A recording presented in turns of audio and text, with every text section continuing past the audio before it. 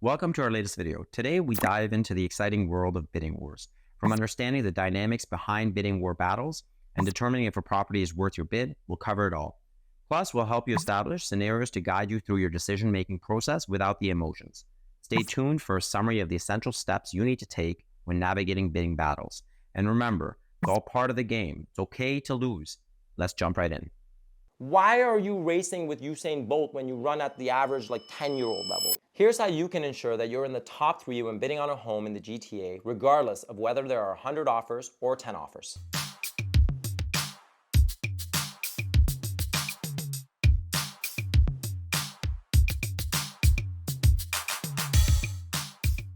Hey, I'm Amir. I'm the lesser half of the Amir and Aleks team. Work with my wife and partner, and we've been at this for 15 years. We love helping people buy, sell, and invest in the GTA area. We do this by empowering them through information that's real. It's a no-brainer that you want your offer in the top 3. But the problem is, we often hear headlines where it's 30, 40, 50 offers. So how do you guarantee that you're actually in the front-running position to get and secure the house? Year after year, around January, February, you see massive headlines, and this year is no different. Lots of headlines around how many offers there were, and bidding wars, bidding wars, bidding wars. The problem is this induces FOMO.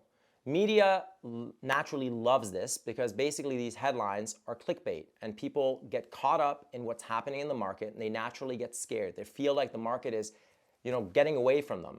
And so they withdraw, or they're not sure really how to approach this problem because they don't want to be part of 40, 50 offers. And I've been in positions where I'm working with clients that bid on properties over and over only to get discouraged. So very early on in our career, we decided to actually create a process for how we're going to bid on properties that clients are actually interested in. And this is how you do it. So when you see a headline that says 90 offers on a property in Mississauga, you automatically assume that there were 90 good offers on this random property. What I want you to do is start to understand what's actually happening behind the scenes. Remember, we don't just buy and help people invest or move up. We also sell real estate. And so we help our sellers. And by sitting on this side of the fence, we get total visibility into what happens. At the end of each year, I look at these properties that we sold, and I'm able to derive averages. And this is what you need to know. Out of every 10 offers that we get, approximately only 2, maybe 3 offers, that's 20 or 30% of offers, are real, meaning they're in the ballpark that the seller expects and the market value suggests that property is worth. About 2 or 3 offers have no business bidding on those properties whatsoever. The rest of them are the mid-ground. Those guys are kind of, maybe they'll get it, probably not, but it's worth bidding. So again, 10 offers, 2 to 3 kind of in the running, 2 to 3 absolute dog shit, middle offers, somewhere in the ranking, maybe they'll eventually get up, but probably not. That's the structure of every offer. Whether you have 30 offers, 50 offers, 100 offers, I can almost guarantee you these percentages will be more or less the same. So that's very important for you to understand because this is precisely how you don't get involved in bids that you have no business being involved in. So we're gonna take a hypothetical and I wanna explain to you essentially why we guarantee that you're in the top 3 each time. And whether you're working with anyone else, this is precisely how you should approach it. A house gets on the market, let's say this week, and you go and see it, you love it. You go to your realtor, I love it. You go back on the weekend, you want this house. The very first thing, once you know you want this house, that you need your realtor to do is do an objective analysis, effectively an appraisal, which is what the bank will do to give you the loan anyway, of that property. What that does is establish the real market value today. Based on market conditions, what is this property worth? Effectively, what the realtor would do if he was working directly for the seller. Mr. or Mrs. Seller, your property is worth roughly X. So you've seen the property and you love it, and now you want to get your first step out of the way, ask your realtor for a proper market evaluation. We call it a CMA, a comparable market analysis. We're just taking an apples to apples look at what this property is worth relative to actual properties that are like it that have sold in the last 3 months. This is important because lenders do not look back beyond 3 months. That establishes what this property is worth. If your realtor does a proper plus or minus to take out the differences between a property that's sold relative to the property you're considering. And then you get this nice baseline so you understand what the property is worth. The next step is to establish your scenarios. Scenario 1, scenario 2, and 3. Based on the market value, perhaps a little bit higher, and perhaps a little bit higher after that. You get in touch with your lender and you say, listen, if I bought this house for this price, and this price, what are my numbers? How much money total do I have to put down? And how much will this cost me on a monthly? You put this in a simple spreadsheet. The client now understands, you understand exactly what numbers you need to keep in mind on offer night. If I paid this, here's how much I need total, here's how much it is monthly. And second scenario and third scenario. It takes a lot of the emotion out. So now you know whether you can actually pay the market value of the property.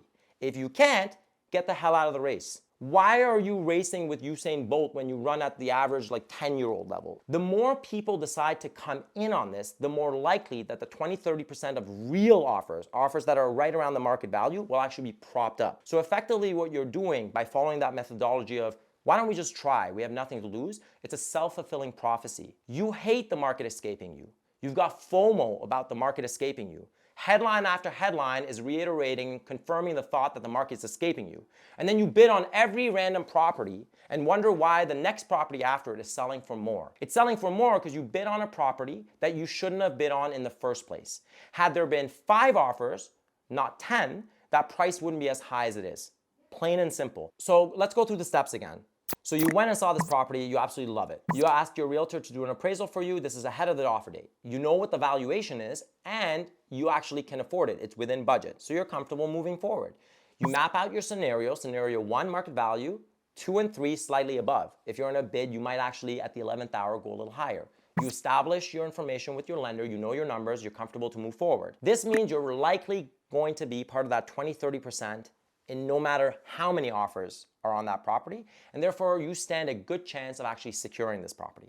The last thing I want you to take away is that you're not always going to win. Even if you follow these strategies, maybe you're in the top 3, but you're not going to win on your first house, maybe even your second, maybe even your third. Because when you map out your scenarios, remember, scenario 1's around market value. 2 and 3 are what your comfort level is when it comes to the 11th hour and you're invited in for a second round. You know, the realtor calls, hey, you guys are close, 2 other offers are close. Please let your buyers know, they have one chance to improve. Your improvement is based on the discussions you've had internally with your family and with your realtor and what you're comfortable with. You're not gonna go beyond that, and you shouldn't, because otherwise you're gonna have buyer's remorse. So naturally on scenario 2 and 3, you've got these max kind of budgets. So if somebody else's budget is a little bit higher, unfortunately it's likely they'll go there and you'll lose. Marginally, but that's okay, because next time you'll be in the front running position and you'll win. And that's how it goes. Even if you lost your first bid, don't worry about it. That's part of the learning curve. You'll understand exactly what the offer process is, how you can get prepared to bid, how you can actually make sure that you're not getting any sort of buyer's remorse, and it positions you best to win the next property or the one after that. That's it. Your information is knowledge. By informing yourself,